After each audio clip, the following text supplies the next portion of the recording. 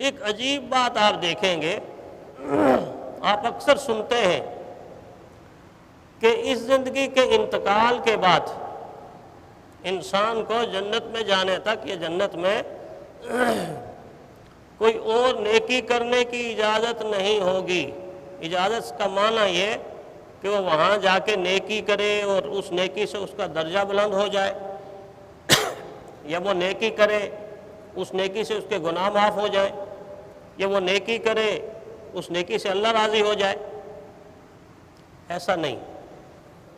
دنیا میں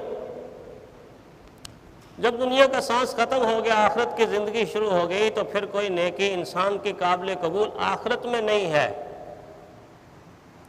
چاہے گا انسان ضرور، آرزو بھی کرے گا، تمنا بھی کرے گا، کاش بھی کرے گا، لیکن اس کی آرزو، اس کی تمنا، اس کی کاش مانی نہیں جائے گی۔ ایک نیکی کے بارے میں حدیث میں ہمیں مفہوم ملتا، عجیب نیکی۔ وہ نیکی کون سی ہے؟ رحمت کائنات صلی اللہ علیہ وسلم نے فرمایا کہ آخرت کے نظام میں جب حساب و کتاب کا معاملہ ہو رہا ہوگا، کئی انسان ایسے ہوں گے، لیکن ایک انسان کی مثال دے کر سمجھایا کہ ایک انسان ایسا ہوگا کہ اس کے گناہ اور نیکیاں اس صورت میں ہوں گے کہ ایک نیکی جنت میں جانے کے لیے کم پڑ گئی ایک نیکی۔ اگر ایک نیکی اور ہوتی تو اس کا نام جنتی لوگوں کی لسٹ میں ہوتا کہ چلو جنت میں چلے جاؤ۔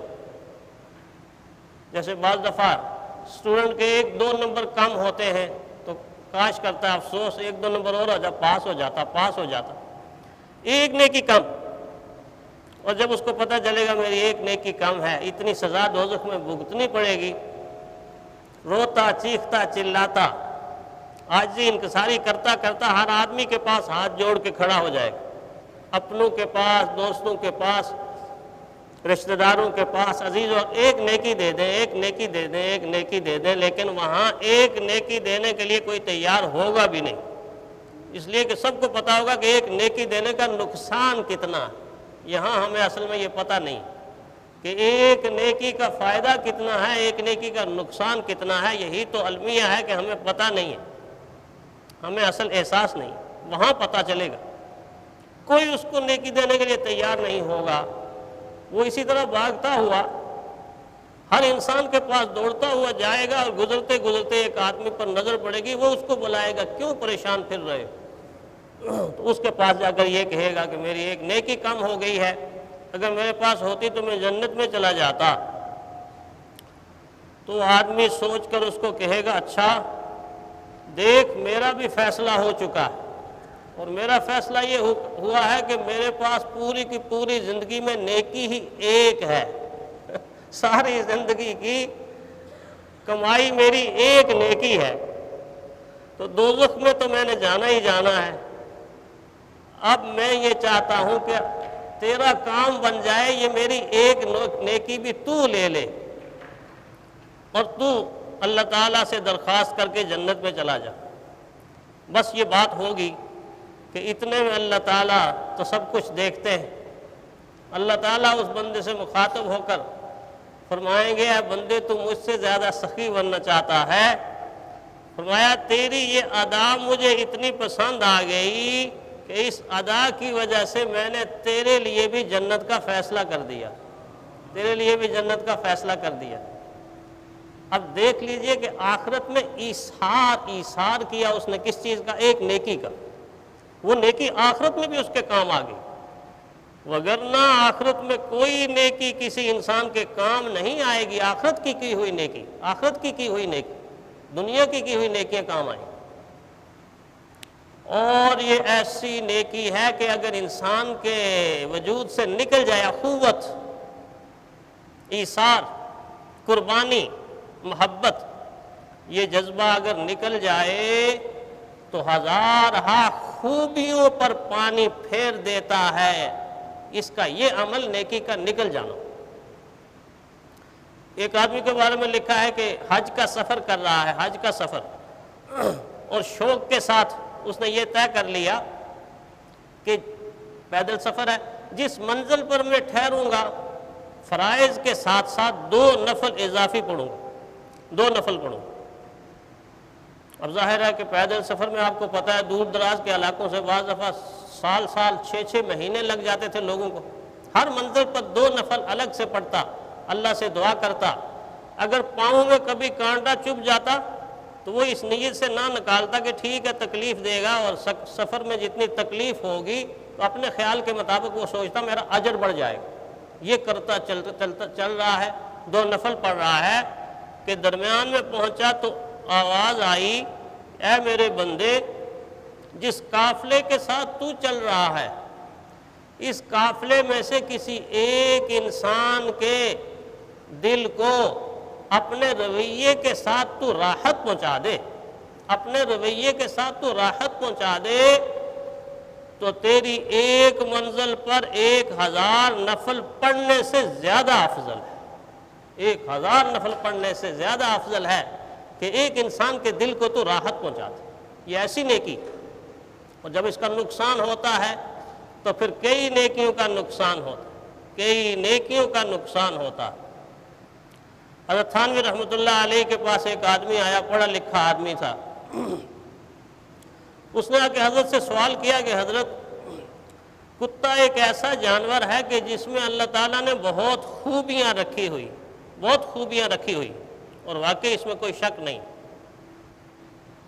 محققین نے لکھا ہے کہ کتے کے اندر 10 صفات ایسی پائی جاتی ہیں کہ ہو بہو وہ 10 صفات اگر کسی انسان کے اندر آ جائیں تو وہ انسان اللہ کا ولی بن جاتا ہے، ایسی صفات موجود ہیں۔ تو کہنے لگا جی بہت خوبیاں ہیں، بڑی صفات ہیں، گن گن کر بتانے لگا، لیکن اس کے بعد حضرت میں سوچتا ہوں تو یہ سوچ پیدا ہوتی ہے کہ پھر اس کے باوجود اللہ تعالیٰ نے کتے کو حرام کیوں قرار دیا، کتے کو حرام کیوں قرار دیا؟ حضرت تھانوی رحمۃ اللہ علیہ نے فرمایا کہ بھائی اللہ کا احکامات ہیں، اللہ تعالیٰ جس طرح فرماتا ہے بس ہمیں ایمان لانا چاہیے کہ بس اللہ جس کو حلال کر دے وہ حلال ہے، جو حرام کر دے وہ حرام ہے، ہمیں ان مسئلوں کے اندر نہیں پڑنا چاہیے۔ لیکن پھر یہ سننے کے باوجود بھی اس کا اطمینان نہیں ہو رہا، پھر کہتا حضرت پھر بھی کوئی نہ کوئی وجہ تو ہوگی، اتنی خوبیوں کے باوجود یہ جانور حرام کیوں ٹھہرا؟ حضرت تھانوی رحمۃ اللہ علیہ نے فرمایا ہاں تو سچ کہتا ہے، صحیح کہتا ہے کہ اس جانور کے اندر بہت ساری خوبیاں ہیں، لیکن اس جانور کے اندر ایک ایسی خامی ہے کہ جس خامی نے اس کی ساری خوبیوں پر پانی پھیر دیا۔ آپ اندازہ لگائیں وہ جملہ جو پہلے میں نے عرض کیا کہ 10 صفات ایسی ہیں انسان میں آ جائیں تو اللہ کا ولی بن جائے، اتنی خوبیاں۔ حضرت ثانی فرماتے ہیں ایک خامی ایسی ہے کہ اس خامی نے اس کی ساری خوبیوں پر پانی پھیر دیا ہے۔ پوچھا حضرت وہ کون سی خامی ہے؟ فرمایا تو جو اس کی اعلیٰ صفات گن رہا تھا اس میں یہ بتایا اپنے مالک کا بڑا وفادار ہے، اس میں کوئی شک نہیں، مالک کا بڑا وفادار ہے، لیکن کتے میں یہ خامی پائی جاتی ہے کہ یہ اپنوں کا غدار ہے، غیروں کا وفادار ہے، اپنوں کا غدار ہے، غیروں کا وفادار ہے۔ کتا کتے کو برداشت نہیں کرے گا، جب بھی کتا کتے کو دیکھے گا گھرائے گا، جھپٹے گا، بھونکے گا، لڑنے کی کوشش کرے گا۔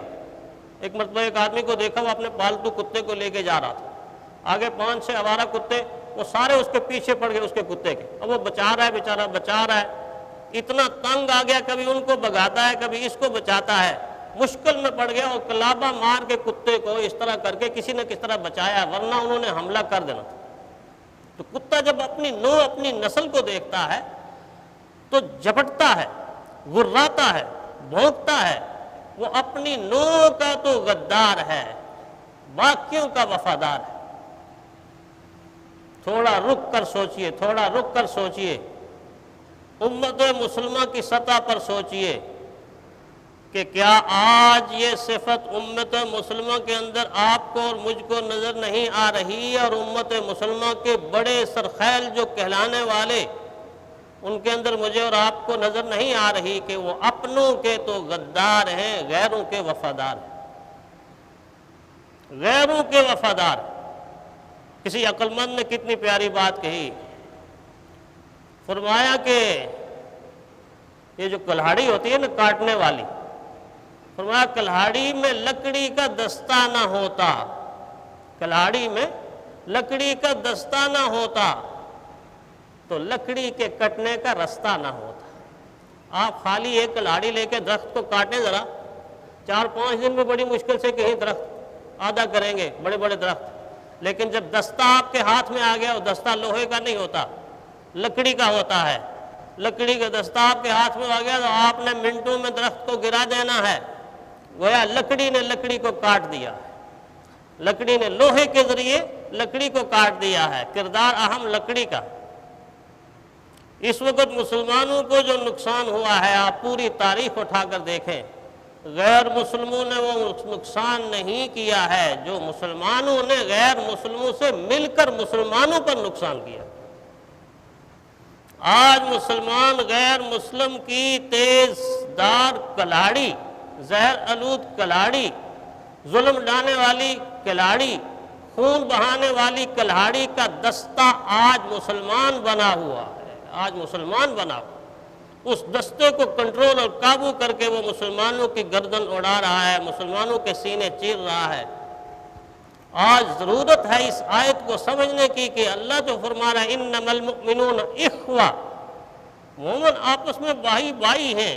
یہ کیسا بھائی ہے کہ اپنے بھائی کا خون بہتے ہوئے بے قرار نہیں ہوتا اور غیروں کے لیے 1 منٹ میں بے تاب ہو جاتا ہے، بچ جاتا ہے، ان کی حمایت میں کھڑا ہو جاتا ہے، ان کا دست و بازو بن جاتا ہے۔